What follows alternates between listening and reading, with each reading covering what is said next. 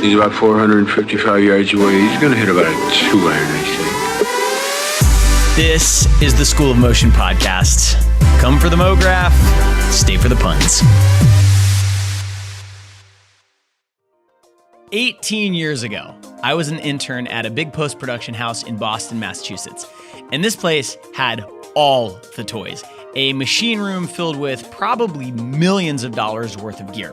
Flames, smokes, Avids, a telecine machine. Shoot, I think they even had one of the first high-definition suites in the entire city. And amidst all of this expensive, high-end stuff, sat one man in a small, kind of lonely office doing After Effects on one of those old colorful iMacs. I think it was teal, actually. That artist was Adrian Winter. Adrian, probably unbeknownst to him at the time, was a huge influence on me. Here was this young, cool guy in contrast to the older, more established artists working on the high-end machines, and he was doing amazingly cool stuff on this tiny little computer. I think Adrian might have actually been the very first After Effects artist I ever met. Later, our paths crossed again at my first real job out of college when he came in to freelance doing some design and animation work for a pilot we were editing.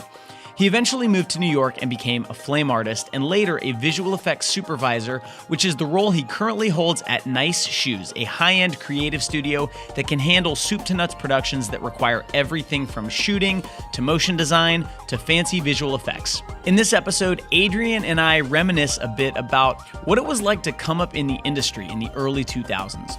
We talk about why Adrian decided to move to New York and pursue a career using Flame, which was not an easy thing to learn back in those days before FX PhD and YouTube.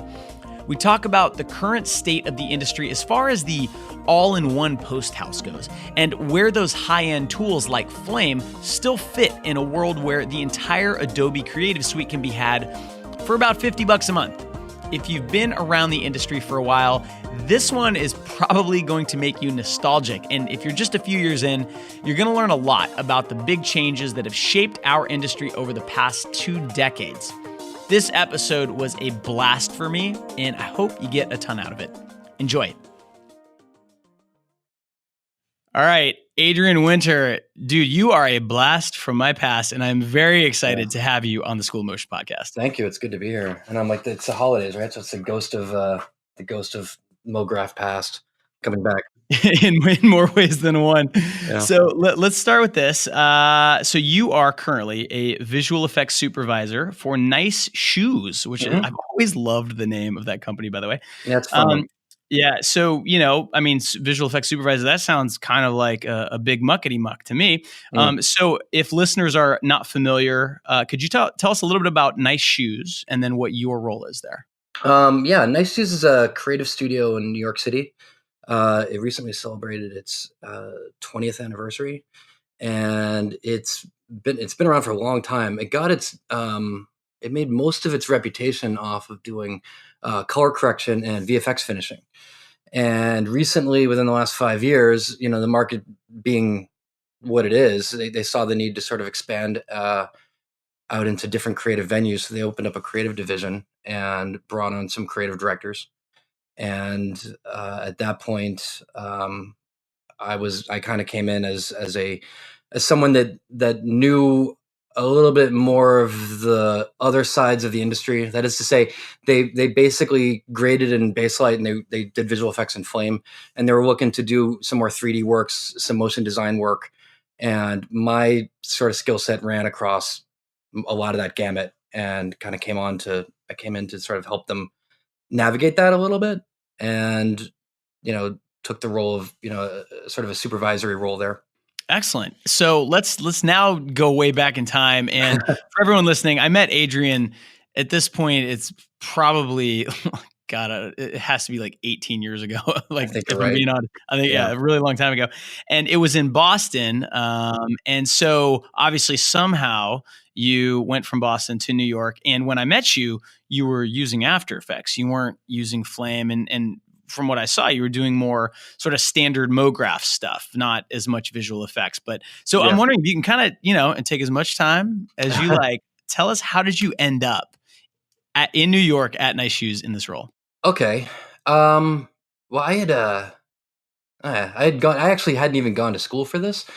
I had gone because I originally wanted to be a writer, and while I was at school, I discovered the design department at my college, and sort of learned a little bit about graphic design there, and through that, learned about video, and as part of the process of storytelling, really kind of became enamored with it, and started got out of school.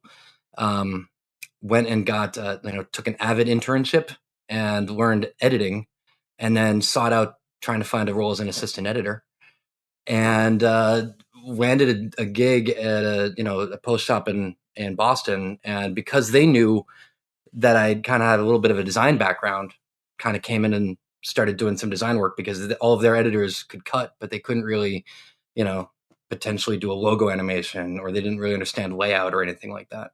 So I kind of learned After Effects on the fly, with the goal to become an editor while I was there. It was sort of like, we need you to, for one thing, but you want to become this thing. So let's help each other out. And while I was there, I kind of, I kind of decided that I liked, motion design, a little bit more than editing. And after doing that a few years, they, I kind of saw them, that they had some, oh, they didn't even have flame there. They had a smoke and a fire. And I became really intrigued by this whole idea of compositing and doing effects, and putting things together. Like with design, there's this idea that you're sort of making something. You're sort of painting a picture. But with comping and visual effects, you're sort of like taking disparate elements and putting them together and making them fit and making them work to the point where, if you've done your job very well, no one knows that you've done anything. Right. And that I kind of was like, wow, that's a pretty cool thing. So I looked around Boston, and there weren't a ton of shops there. The positions that you could find there were pretty slim. All of them were filled. And I eventually decided that I was going to move to New York, because that was where the work was. And I landed a job at Spontaneous and like sort of went back into the machine room after having been working professionally for a few years, sort of learned the trade, and then came back out and got on the flame. After a couple years, went freelance, and then from there, I really kind of bounced back and forth between doing After Effects work and flame work. And after a few years of freelancing, I landed a gig at Superfad, which is a now defunct shop in New York. But they kind of marketed themselves as sort of like a design production house. And I came in as a compositor there, and sort of helped, sort of lead them in a direction of again, putting together their design elements in a way that, worked from a video deliverable standpoint. And after that closed, the owner of Superfad sort of very briefly landed at Nice Shoes, and sort of helped them set up their creative division, and called me, and I came on there. And he's since departed for other projects, but I stuck around. And so that is the story of how I landed at Nice Shoes. Very twisty, windy path, indeed. Yeah, it's a windy way. So let's talk about a couple of things. So we're going to get deeper into this in this conversation.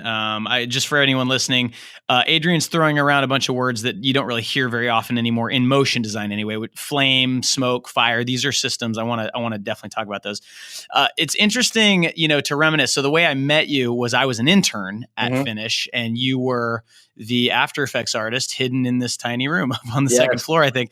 And, it's funny because now in hindsight, I almost feel like Finish was a little bit ahead of its time then, realizing because that was in the days of, the very expensive box. And that was almost how post houses marketed themselves. I mean, if you'd go to their website and they would not have one picture of the artist on the box, but they would have a picture of the suite and the nice couch that you get to sit on if you pay the rates, right? Yeah. To our credit, your first boss and mine tried very hard to really sort of market the talent, but at that time, the budgets were such that agencies really wanted the bragging rights of being able to say, well, look, we did this on a flame, and look how much this cost. We went and did it with, we cut our spot with this rock star editor, and we went over and did the color grade on this type of machine, as if that's the validity of of any sort of spot, like we did it on this, so it must be good. So yeah, it's a hard thing, I think, for newer artists in motion design, especially, to wrap their heads around, because it's such an alien concept. But I know what you're saying. I mean, I remember, my first real job where I actually got a salary was at Element Productions in Boston, which was sort of a production company that did shooting, but had started to expand, like a lot of production companies ended up doing, into post production.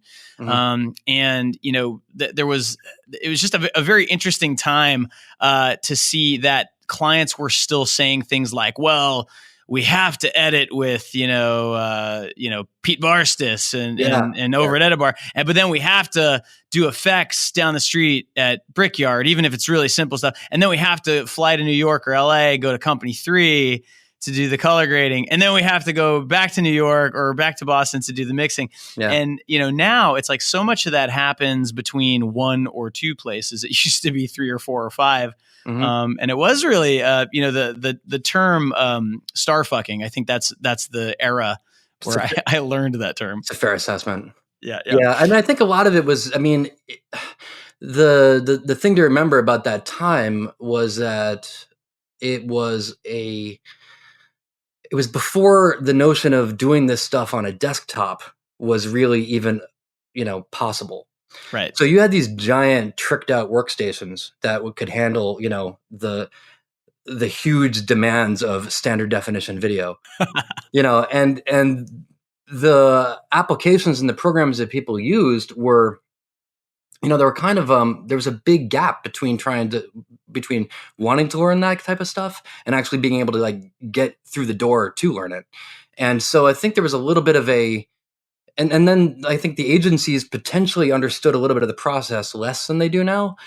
So, when you're from their perspective, they don't necessarily understand or can quantify or qualify, the work that's being done, but they can be like, well, this is what they did it on, right? So that's the thing they could talk about.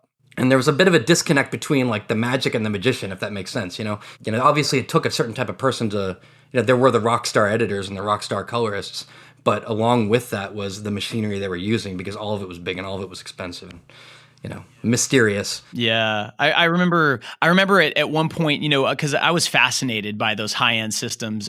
Refrigerators. Yeah.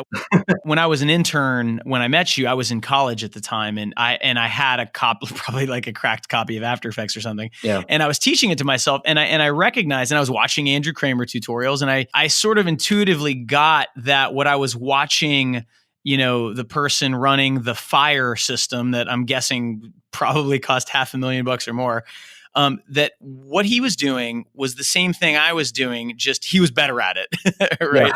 Yeah. And it was a lot faster on that machine, and it kind of had this cool interface, and it was showing you the result on a TV and all that kind of stuff. But I want to get deeper into that too, because those systems are still around, and they still have a place. But let's talk about, when I saw you doing After Effects, and later I think I met you again at Element Productions. You came into freelance, and I believe you were doing graphics for a pilot that we were editing, a mechanical bull riding reality show. Every bit as awesome as it sounds, people. Yeah. Yeah. But you were kind of like, you were one of the only motion graphics artists I knew back then. It was still so new. You were really like, you were in early, man. So like, were you part of that mograph scene? Were you hanging out on mograph.net? Like, what did it feel like for you at that point? No, actually it was interesting, because the place where, obviously I was working at Finish, which was an editorial facility. And I was sort of teaching myself as I was going, as you were mentioning, we all kind of were. There wasn't really, these are the days, for context, there's no YouTube, and when I was coming up, there was no real Andrew Kramer. You could mail away for like videos. And I remember getting a 21 VHS set of like, Total Training was the way to go. And then eventually they moved to DVDs and then to the web. But like I had, and you wanted to get a refresher on something, you needed to like fast forward, and find the spot where, they talked about a certain plugin. I wasn't really online a lot, because I didn't really know where to look. I think it was a little bit before that stuff started even popping up. I think that, mograph and motion design was sort of considered a, you bring this in you bring it in at the end You've done your cut, you've laid everything down. Now you need to put your supers and your legal and your mouse type and maybe do a little graphic treatment on like 1 or 2 shots, but you're going to hand that back to the finishing artist, and then it's just going to kind of be finished and done. And I think one of the things that, when we were talking over the summer, was that I was reminded of the fact that in 2000 there was a SAG strike, and it lasted a few months, but really that kind of ground everything to a halt in terms of commercial production, because you couldn't film actors. So suddenly you got all these brands that need to put out commercials, and they're like, well, what are we going to do? And they turned to motion designers at that point in time. I think that's when suddenly people kind of shifted their focus away from video and more towards design and motion graphics to deliver their spots. And it was sort of like a show us what you got and what can you do. And people stepped up to the plate and started making, animated commercials for a hot second. And, then the SAG strike cleared, but that kind of, I think, really broke through the ceiling of people considering, oh, well, we can get these After Effects artists and they can come in and sort of, do design as a method of doing commercials. I remember when you mentioned that to me in an email, and I literally had never connected those dots. And that, I mean, now that you pointed out, it makes a ton of sense. Yeah. But that's a bit of historical trivia that I was completely unaware of until you called it out. And I think that's really fascinating that it took something seemingly completely unrelated, a bunch of, actors being, unwilling and unable to act in front of a camera for a while. And all of a sudden animation is the only tool at your disposal. And so, sort of coming up in the industry at that time, you started as an After Effects artist. And this was, I experienced this, and I'm sure you did too, where After Effects was seen as a toy. Yeah. Even though the design and the animation you were doing, to my eyes, was a lot more sophisticated in many respects than the stuff that I would see, like, not everybody, I'm generalizing, of course, but I mean, you could be a flame artist and get away with just knowing flame and knowing how to do what you're told. And in After Effects, I don't think that was really an option at that point. So I'm curious, like, were you aware of that sort of, I guess, the reputation After Effects had and by proxy, the reputation motion designers had in relation to like the flame artist, the smoke artist? I was. I mean, when you think about the name After Effects, it is literally comes from its relationship to like Premiere or an edit or a nonlinear editor. It's literally After Effects. There is no, and that was sort of how it was conceived. It's evolved since then, but that was how everyone looked at it. And I don't think there was any sense that, we'll hit. I mean, and again, I'm speaking from my own personal experience, and I was working in Boston. I was not in New York or LA at the time. So anybody who's starting their career at that point in time might be like, what is this guy talking about? But I don't think there was any consideration that, you're going to bring After Effects in at the beginning of a spot. And, one of the things that ended up happening at Finish was that was sort of what we started doing. However, After Effects, it has evolved quite a bit since version, I think, 4 when I started using it. And while it could do certain things, it couldn't always do them well.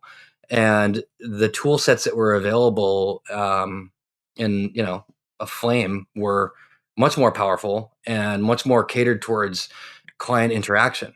And, that was just where the energy and the budgets went, Yeah. And I think that after a while, like, I mean, when I moved to New York and, I went up to Montreal to the Autodesk headquarters and took like their week-long crash course in Flame, and then moved to New York and was like ready to try to like get on the Flame.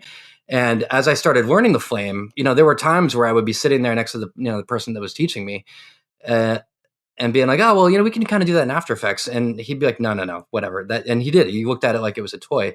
And I, from having no other choice, for the first few years of my career, but to do things in After Effects, had to very much advocate for After Effects as a production tool and say, well, no. If you know what you're doing, you can do this stuff. And in some cases you can do it better than in Flame. I think that there was an assumption that because Flame was so powerful on like 80% of what was required for any sort of post job that, why shouldn't it be just considered 100% capable? And I would sometimes be like, I see you trying to do a type animation here, and I can tell you that you're probably better off doing it here and exporting it and bringing it in. than trying to figure out whatever you've got going on in that very expensive machine you're using. Right. You know? I want to come back to the differences and similarities between Flame and After Effects, because to me, watching and having to at one point in my career make a decision: am I going to learn Flame, because that's where, frankly, at the time, that's where the money was, right? Or am I going to focus more on this mograph thing and get better at design and animation? So I guess, like, Adrian, what I would be curious is, was there a point at which you realized, that, oh, the tool doesn't matter? Everyone thinks it matters, but it doesn't actually. And sooner or later, like, everyone's going to catch up and realize After Effects can do, 75, 80% of what a Flame can do. Yeah, I think so. I mean, nowadays it's a little bit more common for people to jump platforms. But back then, to be on a Flame was to have gone to, some sort of, film school or technical school, work your way up through the machine room with the sole purpose of getting on a Flame. And for the other part, on the other side of the equation, you had After Effects artists who potentially went to design school or through design programs, and then were picking up, After Effects and animating and creating art. But you didn't necessarily have the one person shifting and going to the other, or vice versa. At least not for the first few years of my own career. When I shifted to Flame, you're looking at Flame as a tool and a very powerful one, but suddenly there were all these rules that came along with it.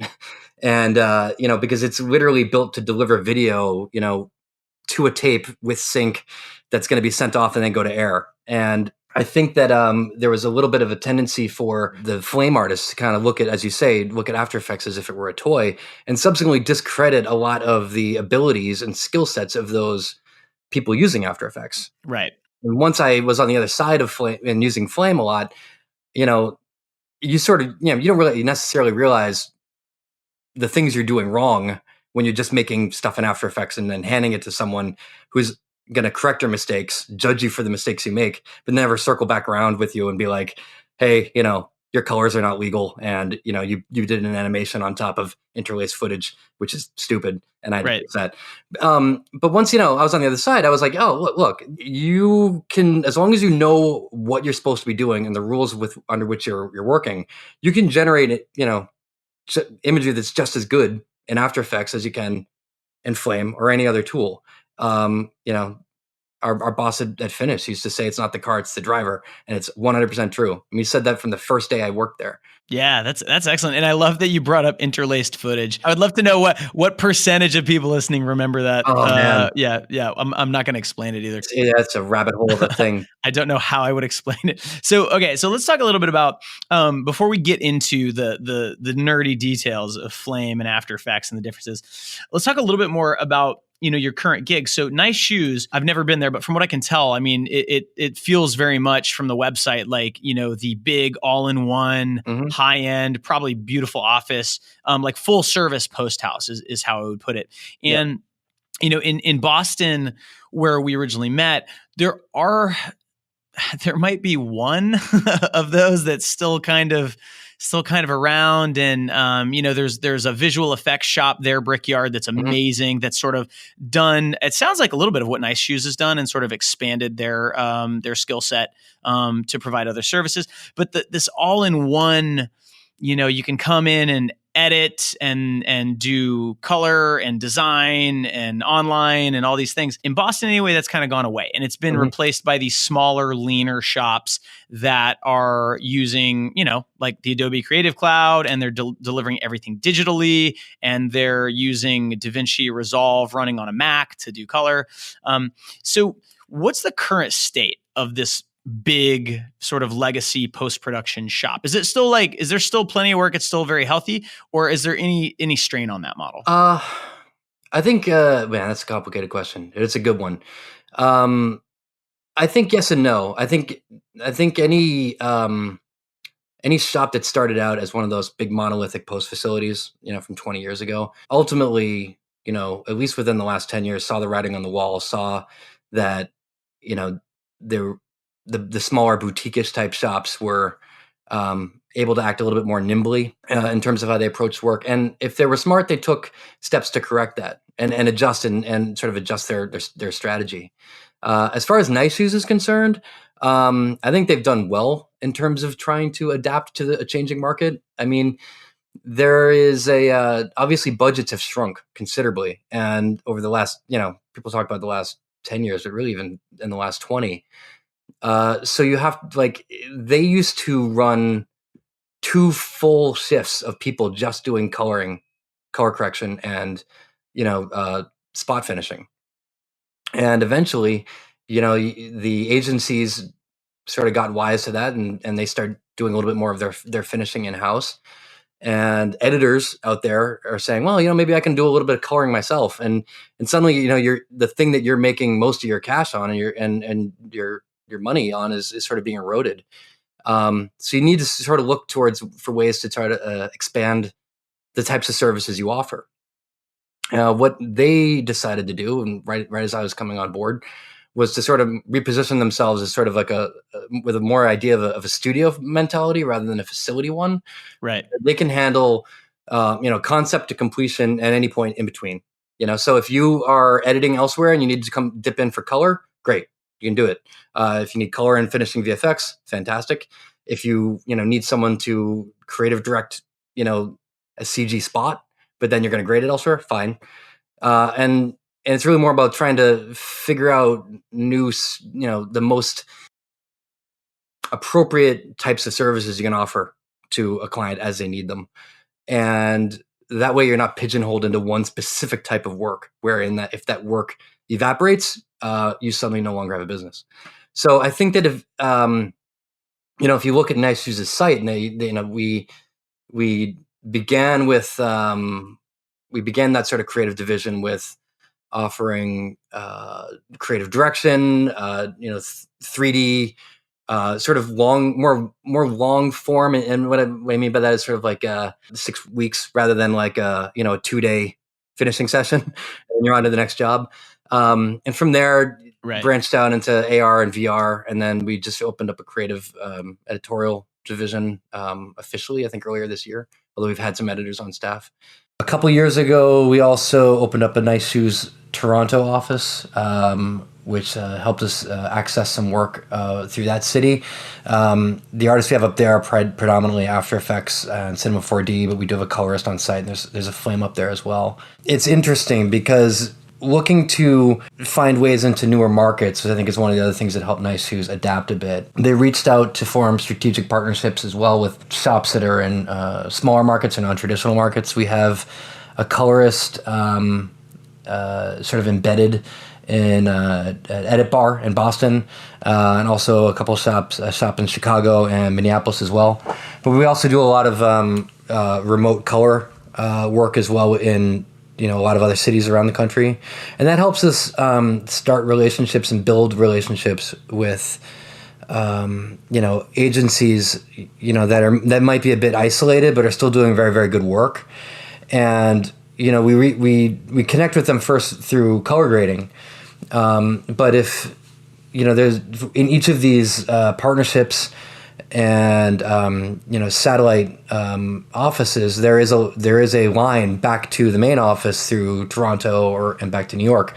So if any of those agencies are needs on any particular spot are more than just traditional color grading, there's a way to get back to Nice Shoes and this the other services that we offer, and it works well. But I think what you need to do is sort of be able to deal with your clients and figure out how best you can position yourself as sort of a creative partner rather than simply just a vendor. I love the way you put it as it's a studio versus a facility, because I've never thought of it that way, but that makes total sense. I mean, even if internally a company would not call themselves a post-production facility, I think for the clients that were coming in back in the heyday, with a couple $100,000 every other week, they thought of it as like going down the street to Kinko's, Yeah. to get like, their daily dose or their weekly dose of color grading. So, like this lean model has really become popular in the motion design world. And obviously, most of the audience listening are fairly focused on motion design, maybe a little editorial. What you're talking about is the full gamut of like an entire high-end production process. So I'm wondering, like, if you could talk a little bit about what the sort of advantages are when you have all of that under one roof. Like, what does that let you offer clients that, say, a company that just really does design and animation, but can, also edit and can also do some color correction that they won't be able to offer? That's a good question. I think being able to take an entire project, I mean, again, in the instances in which we can talk to people and say, well, listen, you're better off kind of maybe just keeping it all under one roof. And this goes right back to what we were talking about earlier with, in the old days of a la carte, picking and choosing which shop you're going to work with based on, someone's general sense of rock starness. Or the restaurant, downstairs. Exactly. The budget's being smaller. It actually allows us more options to sort of bring everything in to one house as a package. If someone's budget is not necessarily, very large in terms of the VFX component, well, we can say, well, I see you also probably need some color. We could probably bundle the color with the VFX and sort of give you sort of like a group rate on that. And that can sometimes benefit the client. It also, it helps in terms of allowing us as a studio to sort of control the entire process and also be very transparent with the client about it, because we've got a lot of divisions within our company. And say if we bring in a job that's going to start with some degree of creative direction, maybe involve a shoot, then involve some visual effects, editorial along the way, then color grading, and then finishing, you have everybody within the company sort of generally aware of how the job moves through the shop. So, we can do some pre-visualization. We can, go off on set. When we come back, we can, put the footage into editorial. But, as me being the on-set supervisor, I can come back from set and say, hey, like, these are the challenges they were running into when they were there. I know they liked this take, but from a effect standpoint, this one's just as good, and to kind of like eliminate some cleanup stuff. So maybe you can work that one in. The colorist can come in during the editorial process and, for 3 minutes, just sort of look over what's going on and then go back to what he or she is doing. When it comes up to visual effects, we're doing the online and the conform. We have a question about what the editor's done, we can go back downstairs, so all of us are sort of acting as if we're running like a relay race and handing the baton to one another. But at any point in time, any of us can refer back. There are many times we send effects plates down to color grading and they'll be like, man, I really wish I had a mat for this because I'm having trouble pulling a key to grade, this one portion of this one shot. And we're like, great, give us like 20 minutes and we'll have one for you. Now, if all of those, components of a job are spread across 5 or 6 different shops, that's never going to happen. Not on the schedule and on the turnaround times that are required. So that's one very big benefit of having, more than one piece of a job under one roof. Yeah, it makes total sense. And I would assume too that, having, for example, someone who is a colorist, that's their thing, that's what they're good at, that's what they love. Yeah. You're going to get probably a more artistic result than, the editor that took a DaVinci Resolve class online and maybe is a pretty good colorist, but, there's a level of artistry to that, frankly, I almost feel like it's getting lost a little bit because, because I've worked with some amazing ones. So do you think that's part of it too? Is that specializing allows for a little bit of a higher bar? I think so. Yeah. I mean, I think that especially when color corrections, and I'm amazed. I mean, we have some of the best colorists in the city at our shop. It's funny to see some of the jobs sort of like pop up at the last minute. I think some of the video components or video segments that are on John Oliver's show, like one of our colorists grades those, and they come in like 2 days before it airs, and he just grades it really quickly, and they run off with them, and that's always fun to see happen. But there's something to be said for the distinction between color correction and color grading. You can take footage out of a camera, and sort of, crush it a little bit and adjust the gamma and make something look pretty and nice, and appropriate and good. But a colorist can sit down there and look at the footage and go, all right, well, I can grade this 3 different ways, depending upon the mood you're trying to strike, Right. and take the same shot and make you feel 3 different ways based on how he's injected color and grading and shading into it. I mean, that is something that is a lot of the artistry, that comes from that when they talk about, it comes from that sort of learned skill, that's acquired from years of just doing that. So yeah, there's definitely a value add for dealing with like someone who's, that's their specialty. I think colorist is the best example of a skill that when it's one of those things that I remember, like some of the directors that I would work with at Element would rave about working with a certain colorist, Mhm. and I just didn't get it. I was like, "What? Final Cut Pro has a 3-way color corrector in it. What's the difference?" Yeah. And then I actually got to go sit in a supervised session. I think at Company 3, Mhm. and it just blew my mind. I could not believe what I was watching, and it's like a whole different thing. And you generally don't get that with the the sort of generalist editor, colorist, does a little After Effects. You're not getting that level. And so that's really cool. And so, the fact that Nice Shoes can offer all that, I'm assuming that would also attract a kind of a different type of client, right? So Yeah. take Giant Ant, which is one of my favorite studios in Vancouver. And I don't know how big their staff is, but I guess it's probably around that, 12 to 15 size, somewhere in there. And they're pretty focused on motion design, animation, designy stuff. They also do production, but they're not built up the way Nice Shoes is. And so are there certain clients that still like that Nice Shoes, kind of vibe? You walk in and you've got like the best of the best just down the hall, and you can kind of run the whole thing there.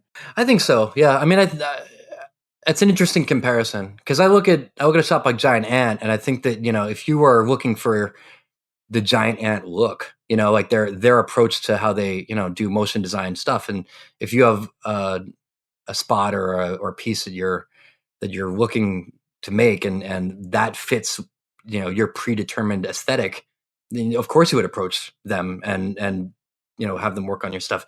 Similar to the way 10 years ago, you could tell what was done at PSYOP. It's like they had that kind of flavor. For us, we try to tend to approach the work as, a client has an idea already in mind of how they want something to look, and we need to help them realize it. So I think that people come to Nice Shoes for, the work that we could do, like we advise a lot on how to approach, shooting and effects, but we don't really try to, we don't have one single aesthetic or one single style of work that we try to stick to because the market shifts too much. Yeah. So someone goes to Giant Ant obviously because of their, the amazing work that they have on their portfolio. And there is, Giant Ant is super versatile too, but they have sort of their aesthetic that they're known for, I guess. Yeah. And when I look at Nice Shoes, you're right. I don't see that. I don't see like, oh, when I go to Nice Shoes, I'm going to get this flavor. It's like, they're just kind of, you guys can do anything. It seems a little, from my perspective, focused more on the, like the types of things that you're going to need to employ for a spot, like a commercial. Yeah. Whereas, Giant Ant can certainly do a lot of that. But if you have live action plus some visual effects, plus you need a nice title card at the end, and you're going to have to grade the thing, like Giant Ant that's not their sweet spot. That's Nice Shoes' sweet spot. Right. So like, are your clients, are they ad agencies primarily? Are you getting direct work? Are they, do small clients come to, or is it mostly, Sachi and Sachi coming to work on a campaign? Yeah. I think most of our work is done through agencies, large and small. We have done some direct to client. We've taken that on. We've also looked at working with, we've done some museum pieces and some AR and VR pieces. And so I think we try to approach, the work we do as sort of just, we make stuff, and if you've got something you're trying to make, well, we can sit and try to work on the best way to to make it. Now sometimes that's very straightforward, where we're going to go and we're going to shoot this commercial, and there's going to be a lot of cleanup. There will likely be some green screen stuff. Can you give us a quote on what that's going to be and the work that's going to entail? And that's very straightforward. It's very straightforward in terms of how, you're making a commercial. But then there's other stuff that can kind of come in that's, a little bit more ambiguous. Like the client kind of needs help figuring out how they're going to do something. And we can sit down and talk to them about, all right, well, this is kind of come in as a VR thing, but really the way you're describing it, maybe it's not, maybe it's more of an AR thing, or maybe it's more of something else. It's almost like it's just a positioning thing. Yeah. The way Nice Shoes is positioned, yeah. it fits a certain type of job and a certain type of client a lot better. Mm-hmm. And it's what's fascinating to me about it, and one of the reasons I was so excited to talk to you is because that type of job and that type of client, I don't have nearly as much exposure to, because as like running School of Motion, I'm focused pretty much on what you would call mograph or motion design. Yeah. And you look at Nice Shoes' work, and it's really well done, very polished. It's very good. It's just there's a different spin to it. And so I was just curious, what the kinds of clients are, but it makes sense that ad agencies and people like that who can come in, because I don't know how far into this you can get, but I would imagine that to work with Nice Shoes, you're paying a premium for having all that firepower. I think certainly a shop like Nice Shoes has a certain degree of overhead, but we're always working to try to help the client get to where they need to get within the means that they have. I really truly believe that you get what you pay for. There's a ton of truth to that, right? Mm-hmm. And you're right. Like if someone wants to come in with a visual effects heavy spot that needs color grading and editorial and all these things, you can go to a 2-person studio that is run out of the second bedroom or whatever, but you're not getting the same thing. And this actually kind of leads into my next question, which is, I remember one of the big sort of rude awakenings I had, and actually I say that as though it's a bad thing. It was actually really good that I had this realization, because it's just a fact of life. When I was an intern, at the studio in Boston, I was the first day I kind of came in, young Joey, all excited to show off how much I knew. I had spent the entire summer interning somewhere else. I knew how to edit. I knew how to run cameras. I knew about interlacing. I was there. But really, mostly what I did was make muffin baskets, take lunch orders, get coffee. I was floored by the amount of client service involved in running a post-production business. I mean, it was literally like you had to wait hand and foot on clients. And for better or worse, that's a competitive advantage if you're able to do that. Mm-hmm. Is that still how things are working at the high end? Has that diminished at all? I don't know if it's diminished, it's changed. I think it's definitely, if you've got muffin baskets, which is the de facto indication that you are at the highest of the high end. Right. It's the signal. To say, well, muffin basket. I think that that level of client service is definitely a holdover from the way things were running prior to the internet and the web becoming a very viable part of our industry. And if you've got time for a bit of a history lesson, I can delve into that a little bit more. Now, back in the day, right now we do our work, and if we've got to show a client and the client is located elsewhere, we post it. Prior to that being even possible, you actually needed to, drop everything to a tape and then mail it to them. And that's fine if you're approving an edit. However, if you are going to finish your spot and that the next stop for this commercial is on air, more often than not, the client got wherever they were, got on a plane and flew to wherever they were doing the effects or the finishing or even the grading, and hung out in the office while this was happening. And this could take days, right. And because of that, the color suites and the flame suites were decked out with these really nice, couches, and the mood lighting was great. The candles were lit, and as it were, and they hung out there for 4 or 5 days, and were just available while the artist was working. And when the artist said, "Okay, I need you to look at something," they'd kind of rouse themselves from whatever they were doing, but they're still doing their own work while they're there. And that's been less of a factor now, now that you can like post and do almost approvals via the web. However, there are still a good chunk of folks that work at agencies that are going to come over and hang out during a color session, or they need to really scrutinize the work that's being done, be it either the cleanup or the visual effects, or at least, give it the last looks before something finally is ready to go to air, because it's really the last time you're going to be able to do anything about it. And while they're there, in between the work that's being done, they need to be able to spread out and continue to do the work that they would be doing back at their desk. So at the agency or whatnot. And so that level of client service is still there. We've modified it a little bit. I think that, if you come to Nice Shoes, rather than like, the sprawling, luxurious couches, what we've now sort of set up our common areas is, sort of like almost like a coffee shop mentality, a co-working space or something. Yeah. Yeah. We've got charging stations everywhere. We've got rooms where people can go take calls, because that's just what they've got to do when they're anchored to, a suite where work is being done. I think that if you are the type of artist that works remotely and, it's never a factor that your client might come to where you're working, it's less of an issue. But for us, when you've got a client or an agency that's very concerned with how something's going to look and needs to see it on a broadcast monitor under controlled lighting, because they need to be able to put their stamp on it, then yeah, if a client's coming into your shop, you need to be able to provide them that, along with other things that they might need. They might be so busy they can't go get coffee, so someone goes and gets them a coffee for them, and that's a value add, and is a reason, or it's a way to help establish a relationship with them that they feel comfortable, either working in a room with us or out in the lounge, having a conference call with somebody else. Yeah. And, just to kind of, I guess, circle back on this, like I used to, especially when it was me making the muffin baskets. I mean, it's not fun to make the muffin baskets. But. Right. I used to resent it a little bit because I was young and kind of didn't know how things worked. And I thought, why does it matter?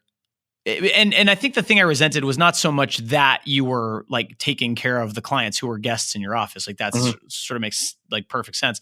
It was more the fact that I would hear clients, talking about how they can't wait to go, to the colorist session over here because that means they get to have lunch at this specific place. And that it almost seemed to be like a decision-making factor for them. And until one day, I was the client and I got to go and get wined and dined and all that stuff. And then with the tables turned, it became very clear to me why this is important. And I think it was, it might've been my first boss pointed this out, that you got to remember, if you're working at an ad agency, if you're an art director or copywriter, most of your day is probably spent in a cubicle and working really hard and depending on your boss, maybe getting like beaten up a little bit creatively. And then you get this opportunity to leave the office and go be a VIP for a day. Absolutely. That's pretty powerful. And it's a really good sales tool, frankly.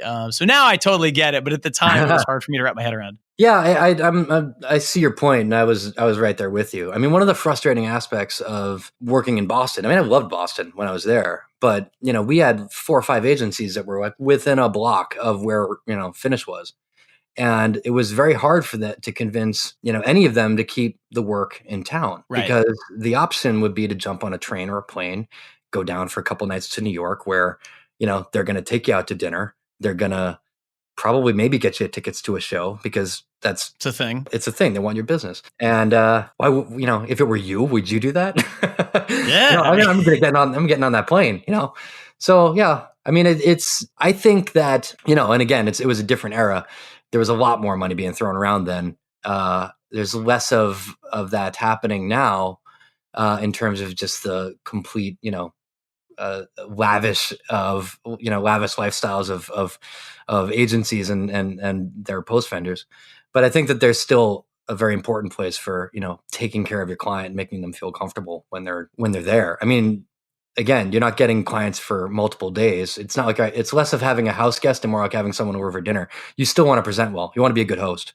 And we have clients frequently coming in and out of our office. So yeah, it goes without saying, you want to make it comfortable for them. Yeah. So, I mean, this kind of ties into the next big chunk I wanted to go over with you. And I guess like the way where I'm sort of sitting with this mentally right now is that, I think a few years back, I would have said something like, the big expensive post house that has to buy everyone lunch when they come, all that kind of stuff.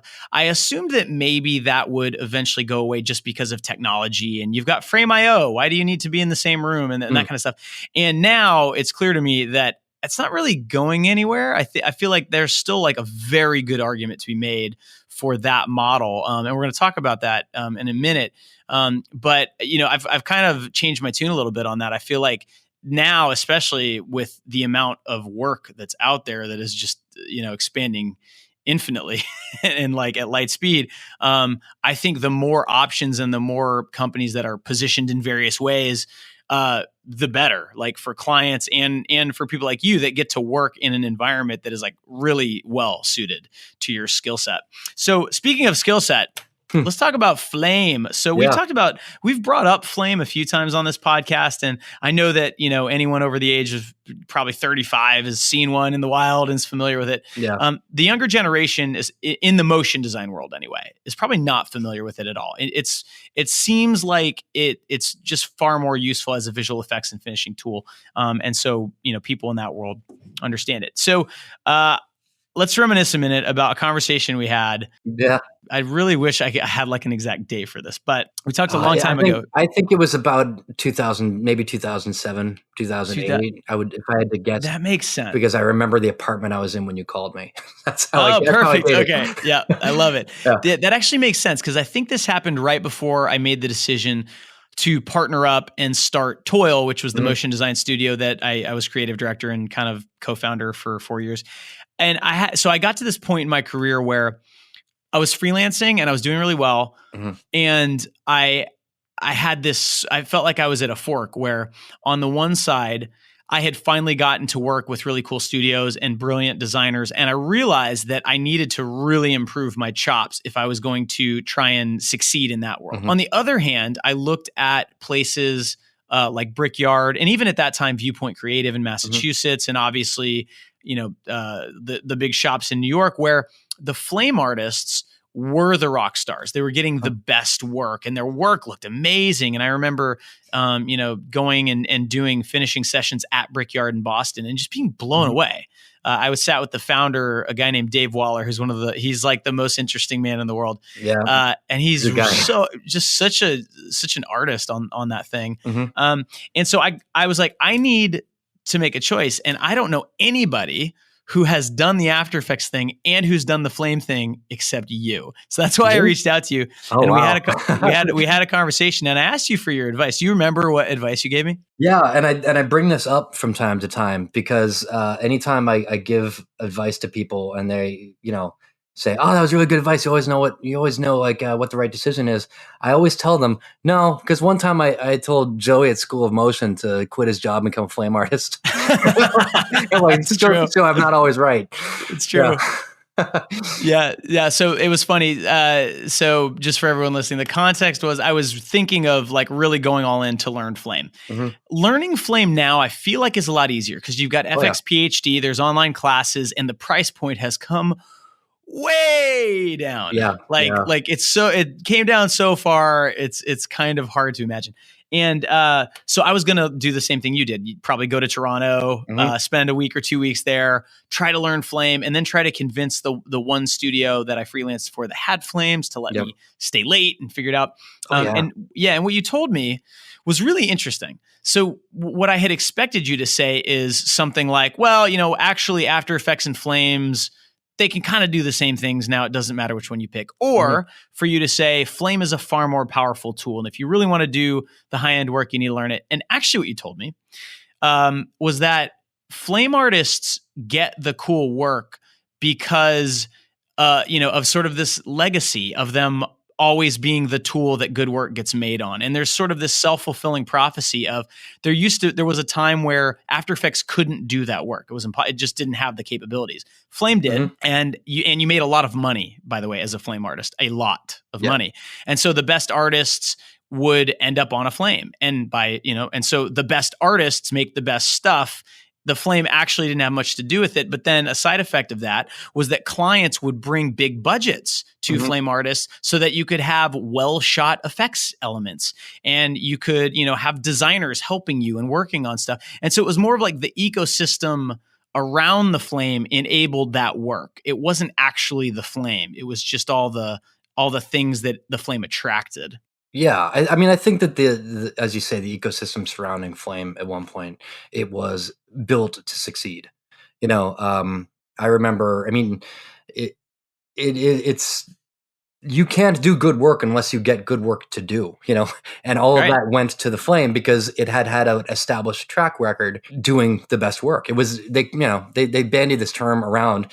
And it shifts every few years, but it was the industry standard for doing high-end visual effects work. It could play things back in real time. You did not need to cache it. There is no RAM preview on a Flame. You ingest the footage, and whatever you've done 5 minutes ago, you can call that up and play it again. It was built for interaction, it was built for speed, and it was that software was sitting on a lot of processing power. The processing power of a turnkey system that was designed specifically to run it. You put that up against, and it also had the ability to actually, lay something off to a tape and then pull something back in from a tape, and you're gonna put that up against a program like After Effects that at the time was running on, graphite Mac G4s, couldn't play anything back in real time, didn't understand time code. And if you wanted to see what you just did, go get some lunch while it renders. Right. You're just not going to get that type of work. And so if at that point in time in your career and in my career, where you're really your biggest concern is chasing that reel. You want to get the good spots on your reel to help you get more work. Your best bet at doing that was to put yourself in a position where that good work was going to come to you, and that was get yourself on a Flame somehow. Yeah, and I remember, when I had that conversation with you, I don't know if it had the effect you thought it would, because I took that and I thought, I think that's going to change, and I kind of, I feel like eventually, and it has for sure, and yeah, I think the way Flame was positioned 10 to 15 years ago, it had a lot to do with the sort of factors we're talking about, the self-fulfilling prophecy of. There was nothing else that really could do the work, and they were very expensive systems and hard to learn. And so, the best work was done on them, and the artists that worked on them made the most money. And so it just had it made this illusion that the machine was somehow integral to it, and it was. I'm not saying it wasn't, but the artist was a far more important piece. Now, how does that compare with today? Like how does the post-production industry look at the Flame smoke sort of model as it exists? Yeah, that's a really good question. I can tell you just real quickly, because this sort of dovetails into it a little bit. There's almost like I don't know if sliding scale is the right term, but like there are things that a program like After Effects really could do quite well. And I think a lot of people tended to leapfrog. I'm hanging on your last question a little bit. I think a lot of people initially leapfrogged, working in a program like After Effects or other programs, and went right for the Flame because they knew that no matter what was going to come out of it was going to be good. You could bring whatever you had to work with, go into a Flame for a few hours, whatever was going to come out was going to be as best as it possibly could. And in that sense, you're driving around like a Ferrari all the time, But a Ferrari is not necessarily the best story, like a car you want to take to the store or like sit in traffic for a while. And those are the types of jobs that, After Effects and something like that is completely suitable for. And I found that those types of jobs, as budgets shrank, were what started to eat away at Flame's market share a little bit. As computers got faster, as After Effects became a little bit more of an easier program to learn, there simply became more artists to choose from that could do the kind of work that you needed to be done, even though it wasn't being done in a Flame. And that especially became the case when Nuke emerged on the scene. And I think that for the way Flame was positioned, they were so expensive and there was this is in the days before, internet learning was around. You needed to get into a shop that had one so that you could sit behind somebody that knew it and watch them work so that you could learn it. Right. And there was this big mystery surrounding how you learned the flame. And there were folks that, I mean, I've heard stories. Obviously, all the people that taught me were very open about teaching, me how to use that box. But there were other ones that were like, I'm only going to teach you 50% of what I know because the other 50% is mine, and that's my job security. Right. Meanwhile, you have a very open community of up and coming artists on the After Effects side that are like, yeah, I made this very, very cool thing, and then I'm going to upload it to the internet, and then I'm going to show you how I did it. Hence, we have Andrew Kramer and all that follow him. And so knowledge got spread around very quickly, and that sort of collectively raised the bar across all aspiring After Effects artists. And I think that now Flame is still very well positioned to drive drive sessions where client interaction is like important and necessary, but it is not nearly considered as as high. I mean, it's still a very powerful platform, and those that use it and use it well do astounding work. But I think it's been dethroned a little bit by programs like Nuke that are less expensive, can run on more affordable machines, can be catered and optimized, scaled up and down as teams are required. It allows for a better approach towards running a business. You're not trying to keep those flames going because you paid so much for them. You can, the subscription model of Nuke or After Effects even allows you to scale teams up and down. Whereas for a long time, you bought a flame and congratulations, you are going to be paying that off for the next couple of years. It's like buying a house. Exactly. Yeah. So let's talk about the pricing a little bit. Like, do you remember, so I went and looked a couple of days ago at the price of Flame, and I almost fell out of my chair because I remember when, they wouldn't put the price on the website because you had to call and talk to a sales rep and it would be, I don't know, like $500,000 or something. And then I remember, you have to ask, you can't afford it. Exactly. I mean, I think you said, driving around in the Ferrari, that's exactly what you're getting. Yeah. And then at some point they began letting you run Flame on these, I think these like HP, sort of PC boxes. It used to have to run on these like silicone graphics machine. And then the price dropped to only $150,000.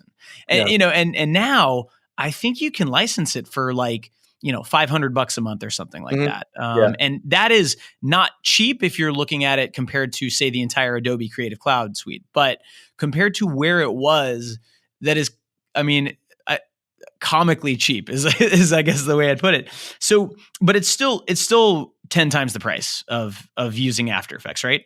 It's actually cheaper than Nuke, which kind of surprised me. Nuke is more expensive depending on like what version you get and stuff like that. So what are you getting for that premium? So, you can get Premiere, After Effects, Photoshop, Illustrator, plus Adobe Animate, Adobe Audition, SpeedGrade. I mean, you can literally have everything for $50 or $70 a month or whatever, tier you're on. Or you can get a Flame, which also does those things.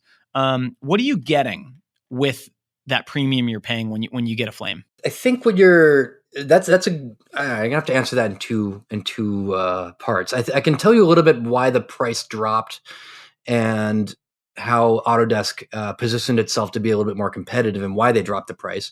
Yep.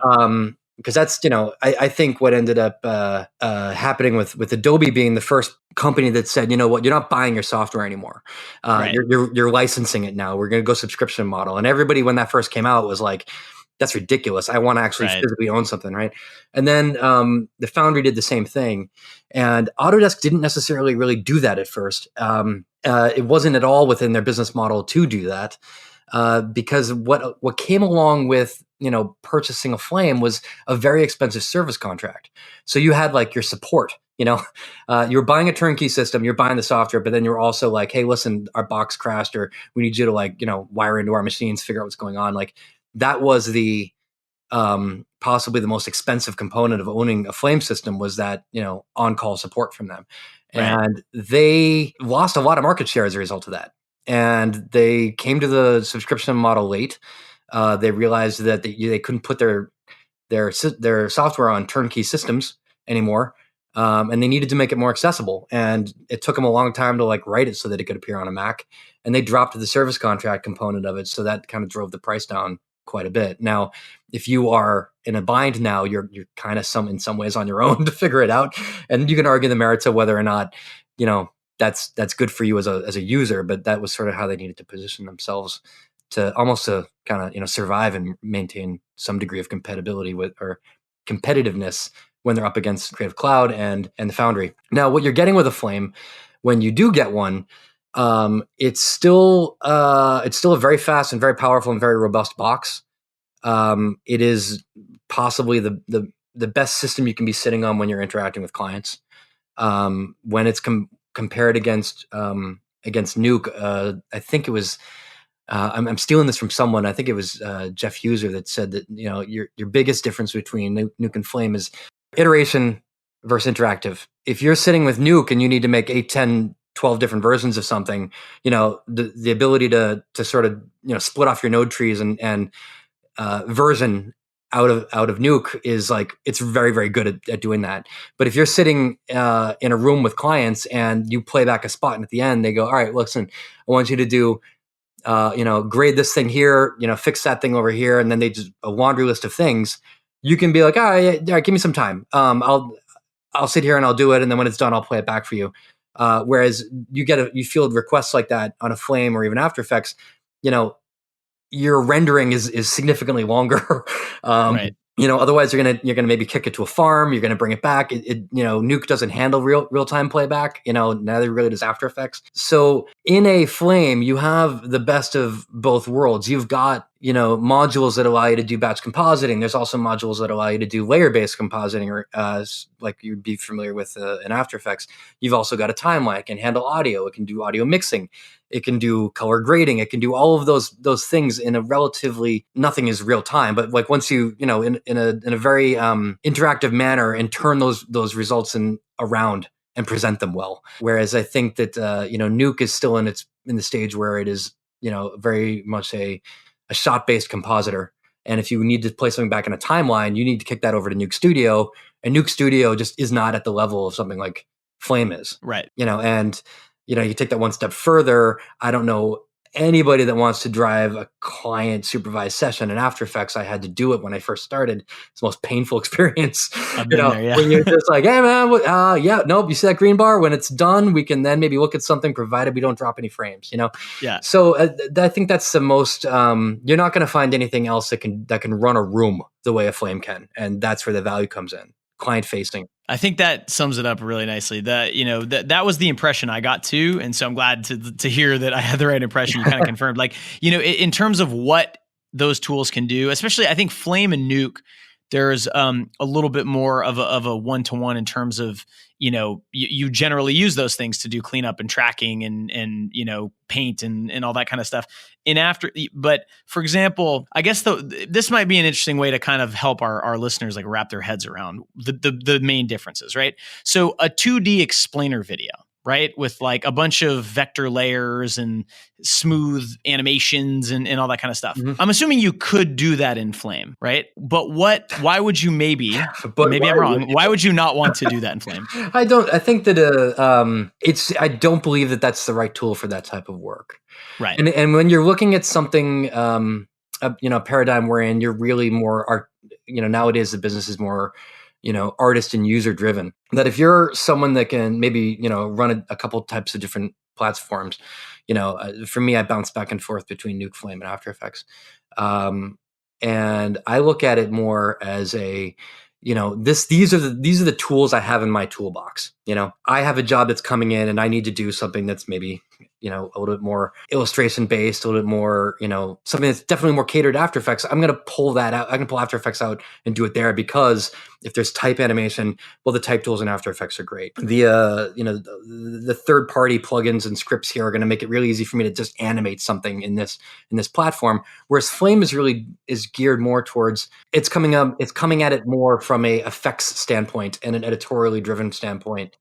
And a color precision standpoint. Now, all of like Nuke, Flame, and After Effects can all be positioned in their own little corners of strength, and they all kind of meet in the middle in some degree of a Venn diagram. But I think that your average Flame artist, Flame is what they do, and I find Flame artists to be more contained in their own paradigm, as opposed to After Effects by its very nature is built to interact with Photoshop and Illustrator quite well. It's the same company, so they're putting out, you want a hot link out to After Effects, do an edit, save it. It's going to go back into After Effects. That's very versatile. It's a very versatile approach. Whereas if you're in a Flame, you're almost kind of locked into that system the same way like you are if you're using an iPhone. Like, congratulations, you have all of the tools available to you that Apple provides you. Right. But you're really going to step out of our little, house that we've built for you quite easily. Why do you sometimes see After Effects, why do you see sometimes motion design stuff being done inside of Flame? It's because that job was handed to a Flame artist and they know Flame. Right. Simple as that. I think that there are artists that I know and Flame artists that I know that do know After Effects to the degree that they need to know them, and will quite easily stand up and walk across the room and sit down to the iMac they've got in the corner and go, yeah, I'm going to do this because I'm going to be honest with you, the warp stabilizer is better for this shot. And I'm going to pick this out. I'm going to swing it right back into the Flame. And when I was at Spontaneous and at Superfad, I was in a room and I had a Flame and I had a smoke. And I was like, I need a Mac next to me because I'm going to be doing a lot of work over here.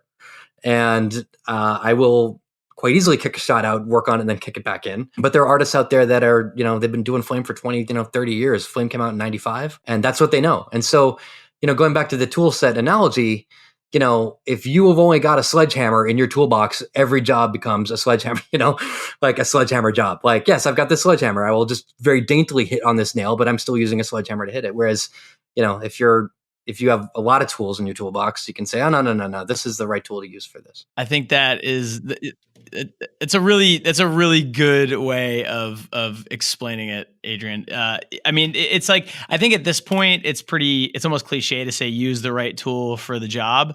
Back in the day, there was a lot of, like when I was coming up, there was the After Effects as a toy thing. And I think that kind of influenced me to sort of push back a little bit. And now, with the benefit of age and a few gray hairs coming in on my cheek, I saw the other day. Oh, congratulations. I really, it's mazel tov. I don't know if you've seen a recent picture of me. Well, I'm very gray. A gray fox, salt and pepper, we like to call it. But anyway, where I was going is that it's just like, that's the attitude, I think, of the modern artist, is that you've got all these tools, and use the right one for the job. I do remember working at a motion design studio and watching Flame artists jump through absolutely incredible hoops to pull off things that would literally, take 2 clicks in After Effects. Yeah. And it was just because that they knew that tool and they didn't want to learn another one. So speaking of learning another tool, one of the things that made me, kind of decide not to learn Flame was the learning curve of Flame. And, I've heard some people say that they thought it was pretty easy to learn and it's very intuitive and makes sense. It never did to me. And I think it's just because I grew up using Adobe stuff. And so that UI, that paradigm, that mental model of how a program works, it came naturally to me. Flames and basically all of the Autodesk stuff, Smokes too. Yeah. The UI and the way you interact with it is completely different. So first off, I want to know what the learning curve was like for you. What it took was really divorcing myself from falling back on After Effects when I got into a jam and just sort of trying to figure things out, on the Flame. And once you get it, once you're in it, it makes sense. But it is a deep program, and it is not built like a desktop program at all. You do not have like a pull down menus where you can select what you need to do. You are jumping in and out of different modules a lot. And back at the time I was learning it, and it's since changed and evolved. And Autodesk used to have, back then it was discrete. It had, 4 different programs, and all of them kind of worked slightly differently, and they've kind of shoved all of them in together, and the only product that really emerged out of their smoke, fire, flint, and flame inferno, cast of programs is Flame. When I learned it, Flame didn't have a timeline. Once it got a timeline, it got a lot easier. Once it decided to say, oh, well, let's position ourselves so that, if you're approaching this the same way you're approaching a nonlinear editing paradigm like Premiere, you can do that. But if you also need to, just scroll through some frames and scrub back back and forth, you can do that too. If you need to get into a node based compositing system, you can do that as well. You do that from over here. It's gotten easier, but it was very confusing when I started learning it about 14 years ago. And there are now a lot more resources to learn it. It was very much it had sort of an apprenticeship model. You needed to be sitting in a room with someone, just sort of watching them work, which, by the way, is, not always the easiest way to pick something up. The best way to learn is to be very, very hands-on. And so you'd kind of come in and, in your off hours, it was on your own time, you'd need to come in and sort of like open up one of the artist's projects, sort of like pick apart what they did and decipher what they were thinking when they did it, and then sort of try to replicate that on your own. And the only thing that could answer any questions for you was this yellow pages size manual that was not very explanatory at all in terms of how to get anything done. So they've got, it's gotten a lot easier to learn now, but you're not wrong. When you were looking at it, when I first started, it was pretty hard. Yeah. And so this might be very difficult to do in podcast format, but I'm wondering if you could talk a little bit about like some of the concrete differences between, After Effects, I think everyone listening is very familiar with. Mm-hmm.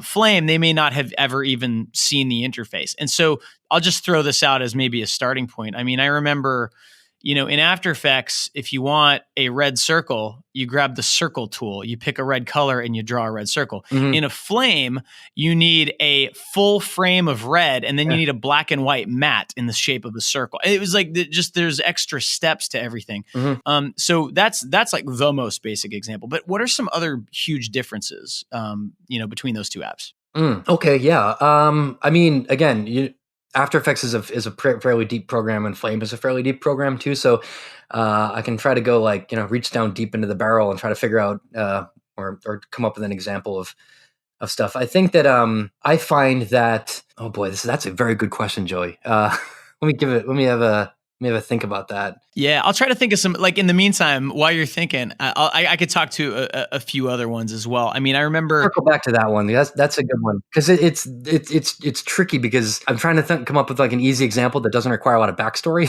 You know what I mean? Yeah, so one of the big things that I think, honestly, the interface was very difficult to learn for me. I think you kind of said it pretty well, that there's not like a menu bar at the top organized intuitively to make it easy to find what you're looking for. It seemed very much like it's designed for you to know that button exists and where it is and when to use it. It's not helping you to even discover that button, right? Yeah. If you need to, turn on a different type of keyframe interpolation. Mm-hmm. There's no right click on the keyframe and a helpful menu pops up. It's kind of a different thing. The biggest paradigm shift for me was in After Effects, you're kind of doing everything at the same time. Oh, yes. Yeah. Yeah. So maybe you could talk about that a little bit, because that's a very different way of working in Flame. I agree. Even as I was hearing you talk just now, that was the first thing that popped in my mind. Yeah, all of your tools in After Effects are roughly visible to you all at once. If you've got an After Effects project open, you know that your project and your effects tab are, by default, are going to be on the left. Your timeline is going to be down at the bottom, and your canvas is in the middle, and your palettes are over on the right. Flame has, it's not really built that way. A lot of stuff is sort of hidden off to the side, and you do kind of need to know where to jump into what section to jump into to do whatever task you need to do. If you are now, in terms of let's see, the best way I can paint a picture for Flame is to sort of compare it a little bit to Nuke, because both are predominantly node-based compositing programs. But whereas in Nuke, if you are throwing out a color correct tool or a grade tool, and you double tap on that, you're going to get your palette over on the right, and you can start tweaking with that. If in Flame, each one of those nodes are actually modules. And so if you're going to go and throw out a color correct module and attach that to your node tree, double tap that, you are now inside the color correct module. You have left your node tree. Right. And you do your work in there, and then you close it down, box it up, and then jump back into your node tree. And the way you need to, if you are in the color correct tool and you need to access your node tree, tracker or something. Yeah. You got to leave it and go elsewhere. Also, if you need to look at your node tree, even you need to split your view and say, all right, on this view I'm looking at my node tree, but on this view I'm looking at my color correct, and it can get a little dicey and a little bit confusing until you get used to that's how the way you work. But when I switch back and forth from Nuke, I get frustrated when I go back into Flame sometimes. Where I'm like, listen, I just want to look at these two things at the same time. Why can't I do that? Right. But that's just how it was built, and it's very hard for them to change that now because the program's 20 years old. So yeah, they can't be like, this is our interface now, and as is the case with After Effects, they can't completely redesign their interface bottom up because that breaks every project that came before it. So they kind of just have to keep building on top of what they've done before. But yeah, it's a little. I think that if you're looking at your timeline, or if you are in say an action module or an action node, if you want to, you're right, this is difficult to explain on a podcast. If you want to work on a shot the way you would sort of work on an After Effects and be able to say, all right, well, I'm stacking things, right? Like the bottom layer versus the top layer. You do that in a module called action.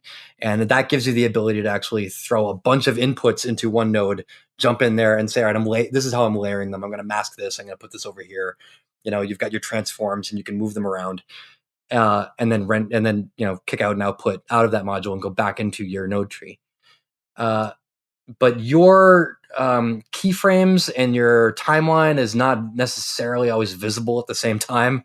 You are toggling between what would be analogous to your project window, which shows you all of your assets, and your timeline. It's hard to see both of those at the same time. And if you do want to see both of those at the same time, you can't see your picture anymore.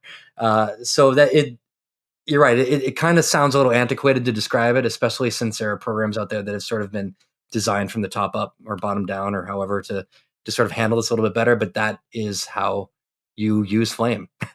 And once you figure out how to use it, and I know people were very, very, very fast at it and it doesn't bother them at all.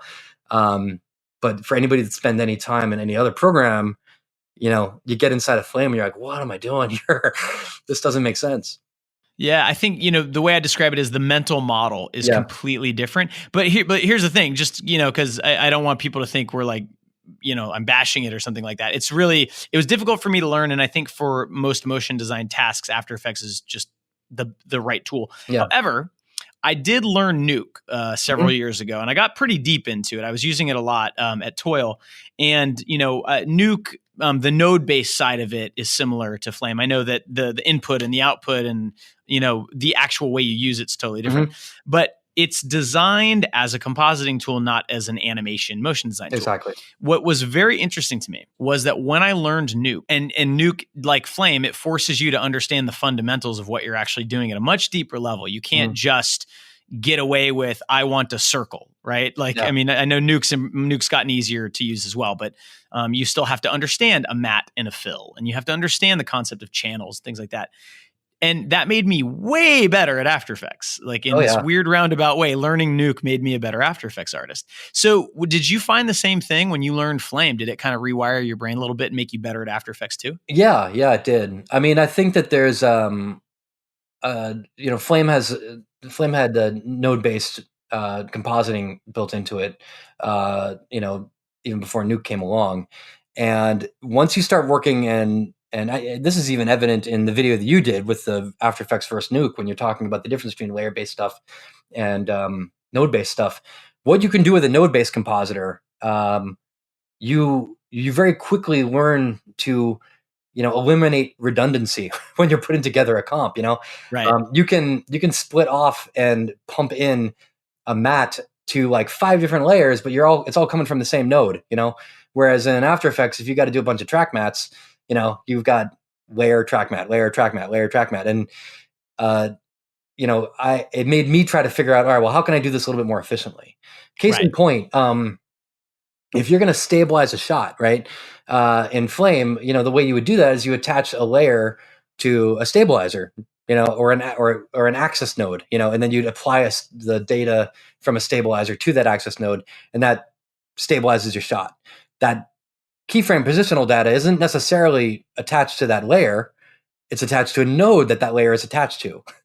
And you can stack up nodes and, make adjustments to each of those nodes without having to mess up your root stabilizer data. Right. And when I was working in After Effects, you watch any tutorial from 10, 15 years ago, they're like, hey, you need to stabilize a layer, apply a stabilizer to your layer. And then Right. you need to tweak it, just go in and mess around with these keyframes. But that's destructive. And what I started doing when I went back to After Effects was like, oh yeah, what I'm going to do is I'm going to start throwing nulls out. I'm going to throw my stabilizer data on the null. And then if I need to tweak that, I'm going to attach another null to it. And then I'm going to attach this layer to this null. And I started using null objects like nodes. And it was way easier to edit, to tweak, to and I didn't risk like losing any important data if I decided, oh shit, I didn't like this. But I've already tracked it, and now I've lost all this work because I've got to start over and reapply the original keyframe data here and build on top of it. I also found that from a technical standpoint, once I started stepping into the Flame world and the world of actual, asset deliverables, you learn the rules of things like color spaces and what's legal and what isn't, and what's allowed for delivery and what isn't. And when I went back and started working in After Effects, I'm still surprised that no one sets a color space when they open up and make a new After Effects project. They kind of just open up and start working. And I think that kind of contributed a little bit. I mean, to go off on a little bit of a tangent, that kind of contributed a little bit to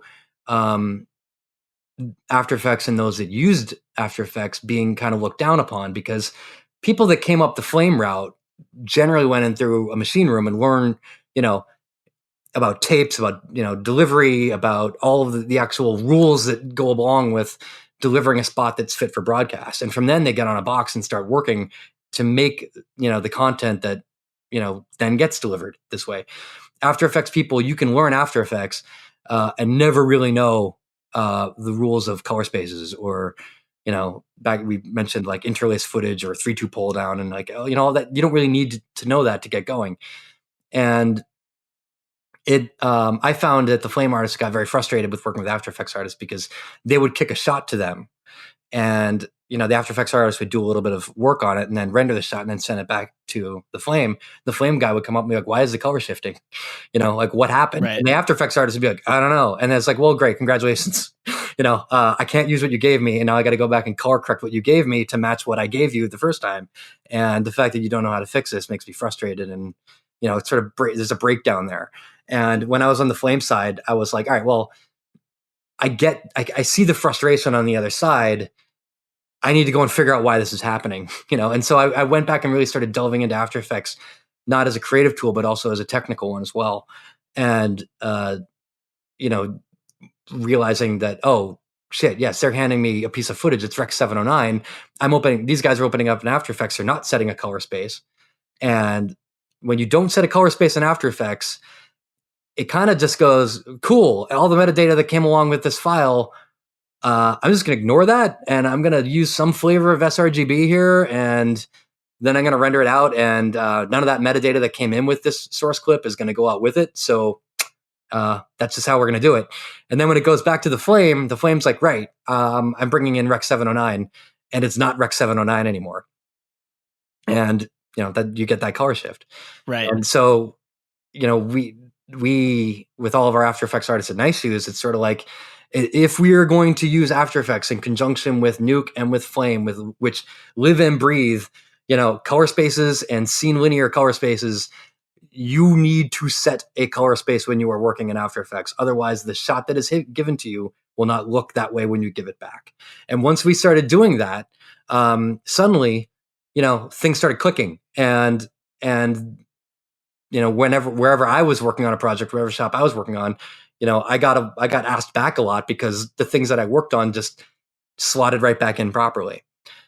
So I think in part, to get back to your question, spending a lot of time on the other side of the equation kind of helped me inform me on how best to prepare the stuff I'm building in After Effects to be handed to someone, with the least amount of frustration. I think a lot of times, especially when you're working with design shops, that sort of make what they make and then they send it off to Flame artists at another studio. The Flame artist is going to get it. They're going to open it up. They're going to look at it and go, okay, well, the red's illegal, so let me bring that down. I'm going to look at it with the scopes and make sure everything's like falling within the area here, so that the colors aren't going to bleed. And then this is a little bit out of sync, and the aspect ratio is a little bit weird, and the frame rate's off. So we just fixed all that, and all that stuff is tweaked and made presentable and made deliverable. And when you're just sending stuff off into the void, and the job is, or the what you've made is just fixed by somebody else, you don't necessarily need to think about it. But when you're sitting up the hallway from a flame artist, they're going to come and knock on the door and be like, "Hey, why is this?"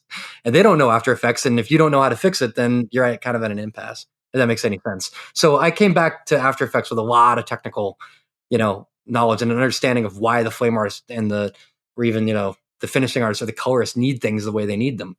When you're just opening up something and you're making something for the web, it's no big deal. Like you're creating something and rendering it and then uploading it and great, but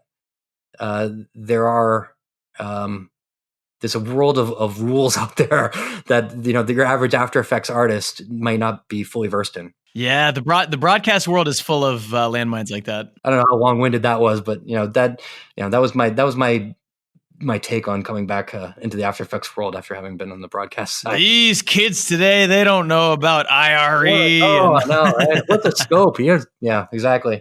Yeah, that's funny. I somewhere like along the way, we're gonna have to do like a tutorial or a piece of content about that kind of stuff, because I remember when we started delivering a lot of spots at Toil, and I ran into that, and like it would get kicked back because the red was too red. Yeah. And I had always had an online artist somewhere along the pipeline, in between me and the client, and all of a sudden that went away, and I ran face first into that. So that's super, super true, man. And I'll tell you, that's another reason why, at the very beginning, we talked a lot about the emergence of mograph, or why certain things went to flame artists, is because the flame artists knew this stuff. They had to. They were the last person to touch something before it went to air. So, right. And when mistakes happen, the last person to touch it is the first person to get asked why. So you need to make sure that you are checking everybody's work before it leaves your hands, because if it leaves your hands and you're like, I like it, and it's wrong, it's your fault. It's not the person that was 3 steps earlier. It's your fault. And so when you're looking at someone who's, an AE artist that isn't versed in any of this at all, yeah, that's it takes a while to be able, you need to be a certain type of person to earn that trust at least on a deliverable. So you start off as an After Effects artist, you learn Flame, you kind of, all of those skills coming together, all that knowledge, now you've got all this capability. And then you transition, you become a visual effects supervisor. Yeah. So first of all, what does that mean? Like, are you ever on the box? Or are you just now sort of like, VFX directing other people? And what was that transition like for you, going from the artist on the box to a little bit more of like a managerial position? Yeah, it was a bit of a weird transition. Right before I came to work at Nice Shoes, I was at Superfad. Superfad closed, and shortly thereafter I had my daughter, and I was freelancing around the same time as having a newborn. And that kind of is like, before you have kids, you're working till 3 a.m, and it's not a big deal. But when you got a young kid at home and your wife's waiting for you to come home, it's trickier to manage, and also you have way less energy. And it occurred to me that there's this. You wrote the article. This field is definitely geared towards youth. Because you've got that energy and you've got that time when you're young. You may not have the experience, but you've got the hunger and you can put the time in. And this business will take as much time as you are willing to give it. Correct. Quite thanklessly.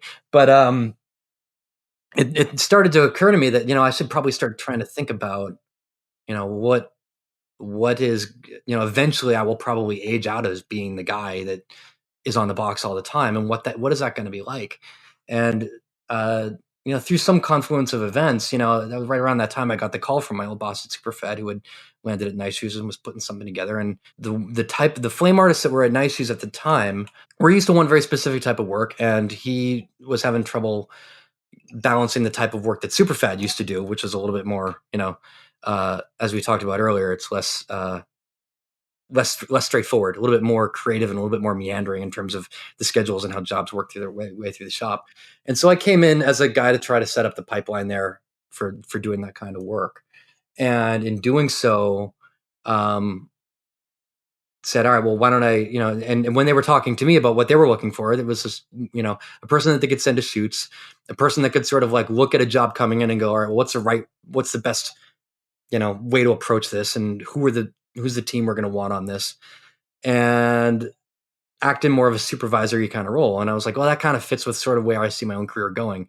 So that's kind of how I landed that. But in terms of like what I do on a day-to-day basis, I am less on the box than I have ever been in my career. And that was a hard transition at first, because as an artist, your entire sense of worth comes from, the work you're doing and the shots you're putting out. Like you can look back and quantifiably say, this is what I've accomplished. This is what I've made. And you're doing that less as a supervisor. You're going into meetings, you're getting asked a lot of questions over the course of the day. Boards come in, you've got to look at the boards and, suss out the work involved in putting together a bid. You end up acting as a liaison more between, the producers and the artists. You become like a single point of contact, depending upon the size of the job. So really you're acting more in advocacy for the job, and you're sort of supervising other people doing it. And, that's the type of stuff that never felt like work to me. It was just sort of like the type of stuff you do in addition to the work you've already got to do. I mean, if you have to go to meetings, you're like, cool, I'm getting a seat at the table and I get to sort of help trying to make some of these decisions. But more and more, that's what I'm doing more than really sitting down and doing the work. And it was sort of watching this sort of thing that I derived my entire sense of, my career and in part my sense of self-worth, because we're all artists and we identify ourselves through the work that we do, and if people we just want people to like what we're doing, and appreciate the effort that went into it. There's no better feeling than like, hey, check out this thing I made, and everyone go oohing and awing over it. Right. And so when you're less the guy doing that, it was a little tricky. But when you do it enough, it took a long time for me to realize that there was value in what I was doing as well. That, being able to go onto a set and speak not necessarily as a person that would ultimately be doing the work, but acting as the face of the company, almost in sort of a pseudo sales capacity where, you're out there with the client, talking about the work that's going to be done, even if it's not necessarily done by you, and making sure that the stuff they're shooting is, what the artists back at the shop are going to need. And then also acting as like a go-between between client calls and sort of like, speaking for the work, parsing out what client comments mean, and then going and then explaining those to the artists.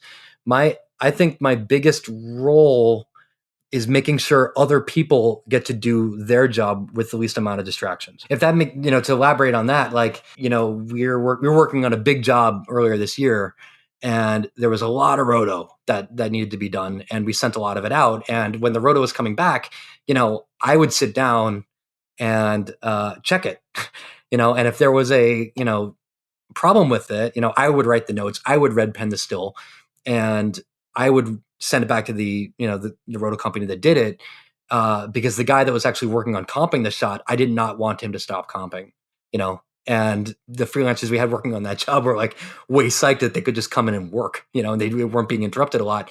And I act as that stopgap a lot between artists on a team. And as a result, I also, I will drive the edit. When shots are being completed and, I've done the conform inside of Flame and I'm updating the shots, I'll run the review sessions. We'll all sit and look at it, play it back. I'm kind of QCing the bigger picture and making sure that things are lining up in that regard.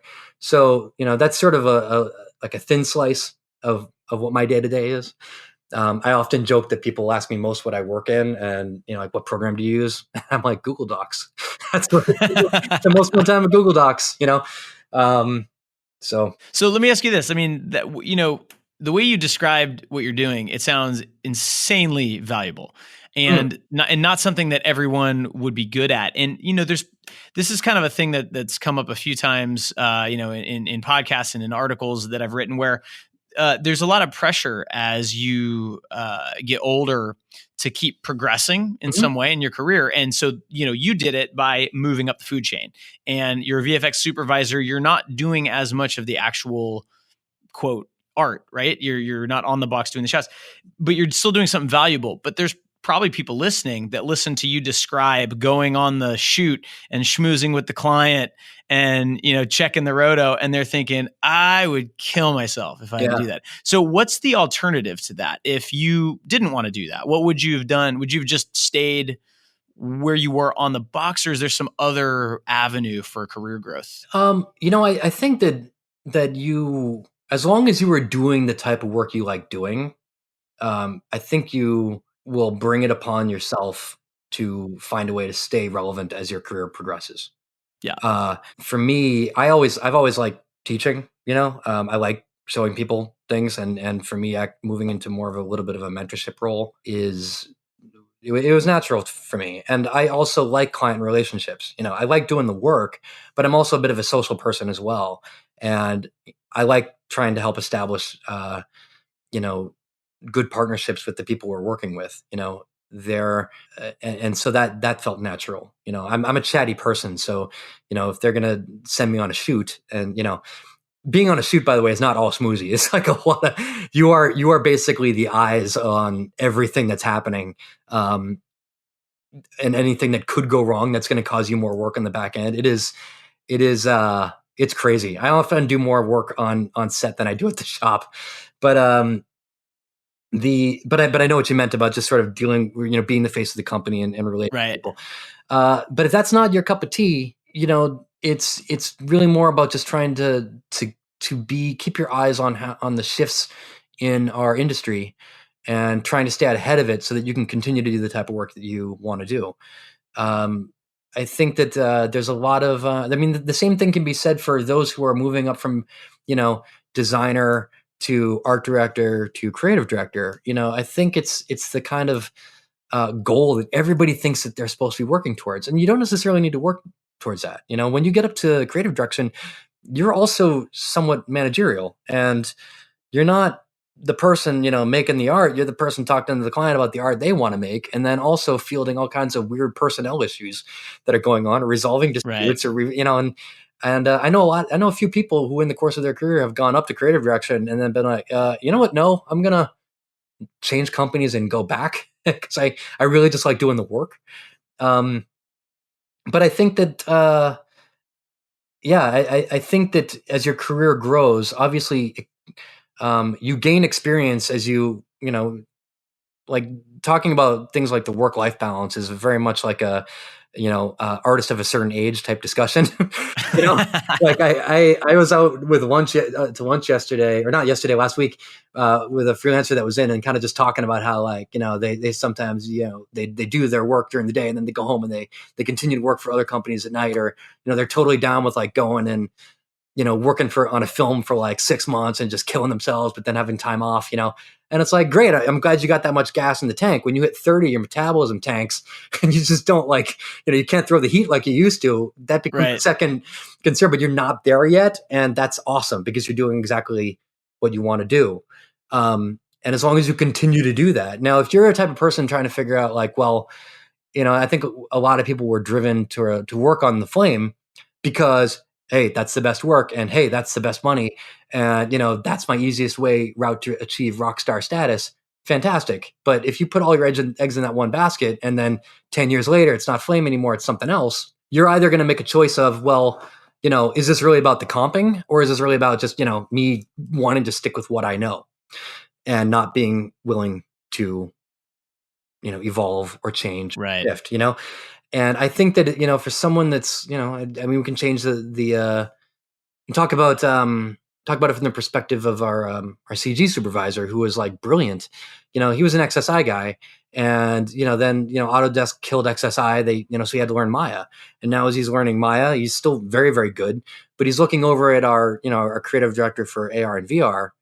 He's seeing Unreal and Unity and the stuff that can be done then. And, he's like, I'm probably going to need to learn that, and for him, the through point of that is continuing to do good 3D work, and that will guide you to your next you know, I don't want to say plateau, but the next stop on your journey, Right. because it's really about the work you want to continue to do.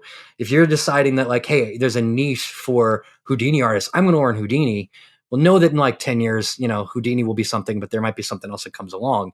You know, for you, if it's about doing killer effects and killer simulation, your drive should have already led you to be looking towards where that next cool thing is going to be coming from. And that is what will kind of keep you relevant as the ground shifts underneath you, if that kind of makes sense. Yeah, that does make sense.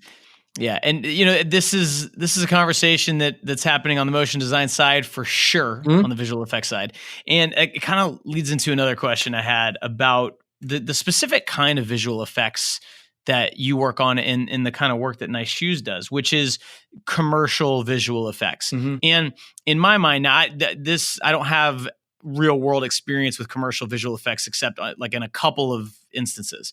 But to me, it always looked like there was a pretty big difference between going to a place like Nice Shoes and doing a 30-second spot that has visual effects in it versus being a visual effects artist on a Marvel film or something like that. Oh yeah. And so the conversation around the film visual effects industry has been, I guess, frankly, fairly negative in recent years because of, some very big companies going out of business, going bankrupt, artists not being paid, offshoring as much as possible to save money, and, tax credits driving work out of, California into other Yeah. places, and all those things.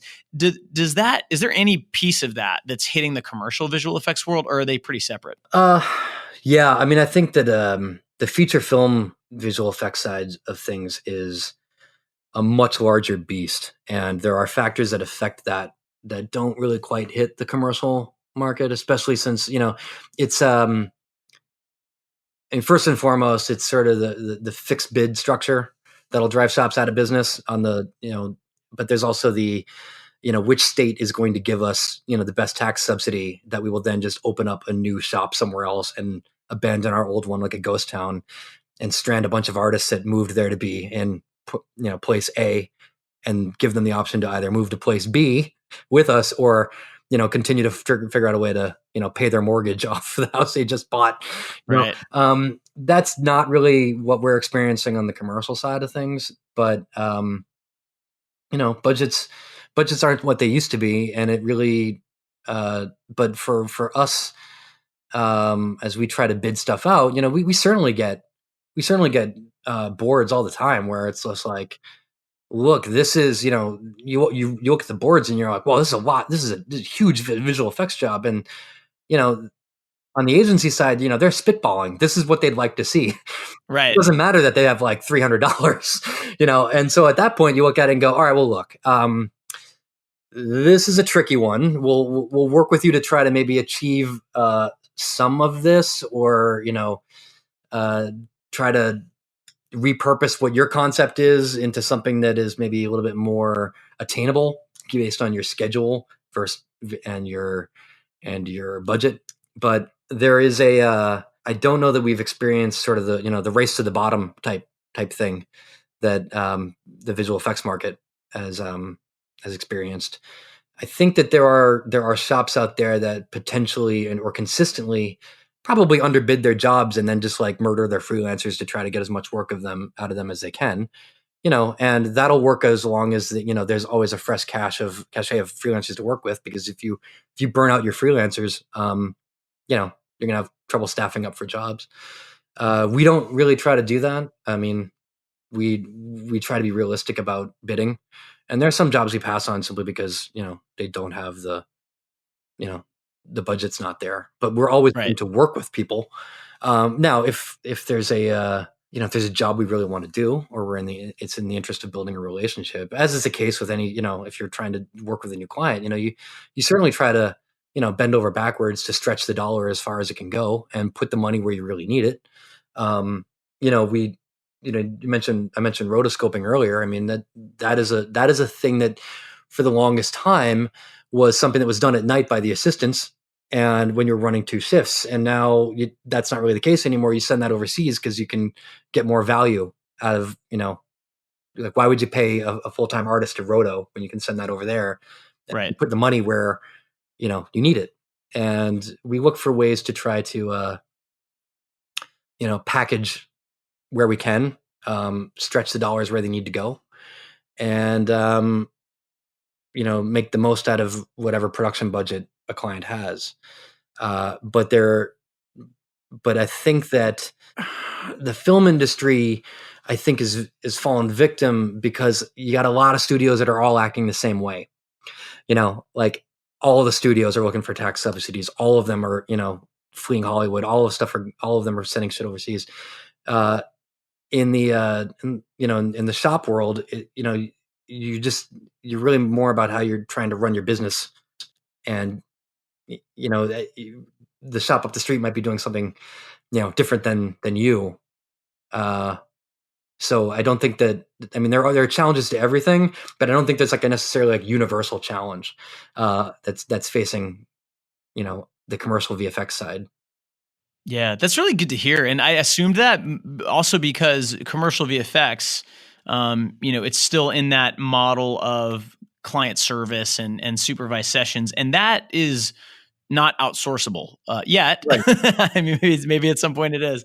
But that's also a competitive advantage, right? Yeah. I think that it is about trust. I think that most of the relationships we've built with the clients that we have come from the fact that, or have been built on the fact that, we try to let them know that, we care about as much about putting together a good piece as they do, and so when, they are in a bind, we'll work them out. We'll work with them, or, within reason. And I think that, especially with our colorists, we have people that will only work with certain colorists just because they have that rapport. They've built this rapport. Colorist knows, they know my style. They know what I want. I always get what I want out of them. I'm going to go to these guys. And we try to approach every kind of service we offer with that same level of, okay, I see where you're going with this. Let's try to get there together. And that feeds a lot of work back into us. We're also, while we're a large shop, we're not, a giant shop. We're not like Frame Store. We're not like the Mill, where while the work they do is spectacular, there's less of a risk of being lost in the shuffle if you're a smaller client when you come Right. with us. So there's an advantage to that. And I think that some of our clients feel that way. Yeah, there's a lot of similarities between what you're doing and what what the motion design industry is also doing in terms of fighting falling budgets, dealing with that, leaning more heavily on relationships, things like that. I wanted to ask you, one of the things that I keep hearing from studio owners and producers that book freelancers and stuff like that is that in the world of After Effects artists, Cinema 4D artists doing motion design, there's a little bit of a supply and demand problem where there's way more demand for artists than there is supply.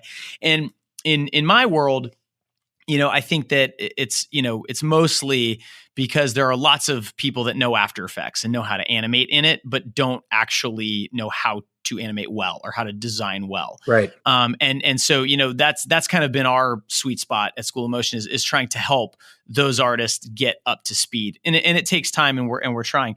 Now, in your world, I know that there's lots of young artists learning Nuke. There's a free version and there's lots of resources out there. Is there any danger of having sort of, a generational thing where no one's learning Flame anymore? And I'm asking this out of ignorance because I'm not in that circle. I don't see people or hear people talking about Flame except at the highest end. So how do you ensure that there will always be young artists coming up to replace older ones that retire, move into managerial roles? Is there an ecosystem for that?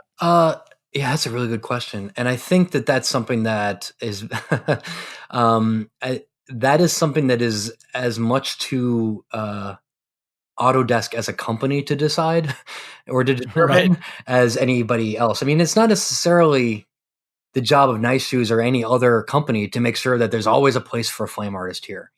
Right. You as an artist at any point in your career, you need to make the determination for yourself, whether or not you've hitched your your cart to this horse, and this is the horse you're going to ride out the rest of your career on, or whether or not you need to be able to say, okay, I'm going to learn this, but I may also shift and go this direction in a couple of years. And I think that kind of looks at where, you got to look at where you are as an artist in your own life. I think a lot of the really, really great flame artists are probably in their upper 30s. There are a lot of really good younger ones. I can answer your question a couple of different ways. I heard one story at an Imagineer event. It's not even Imagineer anymore. It's Boris? It's Boris. The Mocha event. All right. So I know the guys at Mocha pretty well, and I went to an event there, and they were, they just released their set because they also purchased Sapphire, and they're pushing all of that. They're pushing all of that, planar tracking capability inside of the Sapphire plugins, and that's gonna, that helps out the flame artists so they don't need to leave the program to do their work. Now, this is a story you told me about a flame user group where they were there demoing this, and the flame Autodesk team was down demoing the new version. And one flame artist stood up in the audience and was like, I don't understand what the problem is. You're showing me all these new tools. Great. Get me an assistant. I cannot find anybody that I can hand work off to because there's nobody around, and I want to hand work to them. But you have made it so hard for people to, one, be aware that this program exists, and B, gain access to it, that I can't find an assistant if I wanted one. I can find a full-fledged artist, but I can't find an assistant. And I thought, and the guy who told me the story was like, I was very embarrassed for that, but it's kind of true. Autodesk was a big ship, and it took a long time for it to turn, and I think it didn't really fully get how the market was shifting away from them a little bit. I think that they really doubled down on, the client-led session portion of stuff and the interaction portion, and the fact that they really, for what Flame does very well, nothing else touched them. But that meant that they were ceding a large portion of the share of VFX work out to Nuke, which was maybe, you can't run a session with it, but you can do, 90% of, you can do everything you could do in Flame and Nuke minus, a timeline and audio mixing and deliverables. And I think that they maybe didn't see the writing on the wall as quickly enough. Now we'll see what happens in the next couple of years. If they can entice people to pick up Flame, putting obviously Flame on a Mac and making a student version of it was great. It's what they needed to do a few years ago. It took them maybe a little bit too long to do. And they've also got their own learning channel on YouTube called the Flame Premium Learning Channel, and there are hours and hours and hours and hours of very, very good tutorials available there, which is also on top of the stuff that FX PhD has been putting out since 2006. But I was at a different event a few years ago where I ran into the head of compositing at the mill, who used to be the head of Flame, but now it's the head of compositing. And it was a Nuke event, and I was surprised to see him there because I was always known him as a Flame guy. And he told me, I will not hire any Flame guy that can't also run Nuke to a certain degree of competency, because companies need to hedge their bets on their artists. And as of right now, Flame has a place. Maybe it'll have a place forever. I mean, I remember 15 years ago, the After Effects guys were calling the Flame guys are calling the After Effects guys, toys. It was After Effects is a toy, and After Effects people were like, well, you're a dinosaur, you're, right. And maybe, 15 years later, Flame's still around. They've been saying that this product's going to die for a long time. It hasn't. It's still relevant. It still has a very important place in the ecosystem, and the artists that use it exceptionally well, very well. There are tools in there that are probably rival together what if used well, what a CG artist can generate and a compositor can composite. Flame has tools to let you do that all on your own. So there may be a talent gap coming down the road, but I know that within Nice Shoes, there are assistants that have come up through shipping and IO that have sort of looked at, the type of work that's being done there, and chosen the flame route, and they're very good, and they will be very good. So it's not a foregone conclusion that flame will disappear. But I think any artist, especially in today's landscape, where it used to be you could keep up on all these programs, like the updates came once a year, and they came in giant incremental steps. Now Flame's being updated, Nuke's being updated, After Effects being updated multiple times a year, and it's hard to keep up on everything. But as long as you have some sense of another way, some ability to work in some other program, you'll be able to have some degree of more than some degree of job security. But in terms, I don't know that in the way the industry is going to just say there's no room for someone that's going to be like, flame is the only thing I know, and that's just the way it's going to be. 10 years ago, yes, not now. So it's on the artist to not put all their eggs in one basket, and it's also on Autodesk to continue to read the writing on the wall and adapt their product to keep itself relevant. Now, what I can say is that Flame had another color correction suite called Luster, which was not necessarily ever really adapted as a sort of an industry standard thing, but Flame artists would often use Luster if they wanted to do grading on their own, and they've rolled Luster completely within Flame. And now in the new version, you can grade and you can comp, and then you can go back and grade on your comp, and then go back and comp on your grade, and you are never really out of any one of those environments. And that, for someone that knows how to use all of those tools, is exceptionally powerful. And even to the level of some of our base-like colorists are kind of looking laterally at Flame and thinking to themselves, "Oh, look, I mean, we're across the board, we're looking at an industry that's becoming increasingly homogenized. Like, everybody's being asked to do a little bit of something else that they don't normally do. There's a lot of cleanup work that gets done in the color suite. That traditionally used to go to the Flame. But now if you're, hey, can you just smooth out that person's skin? There are tools within the base light to do that. But they're limited.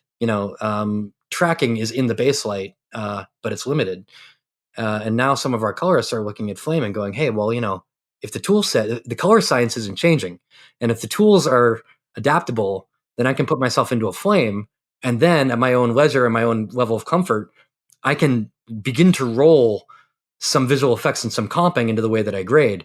And we'll see how that goes with Flame. Like, that's a big feature that, to my knowledge, Nuke or After Effects is a long way away from being able to incorporate. So, that we'll see how that goes. But that is very exciting. So now we've got a couple of young colorists and a couple of young Flame artists that are simultaneously learning color and Flame on the same box as they rise up through the ranks. And that could, put out an entirely new generation of Flame artists and kind of redefine what a Flame artist is, different from the way we've known them for the past 15 years.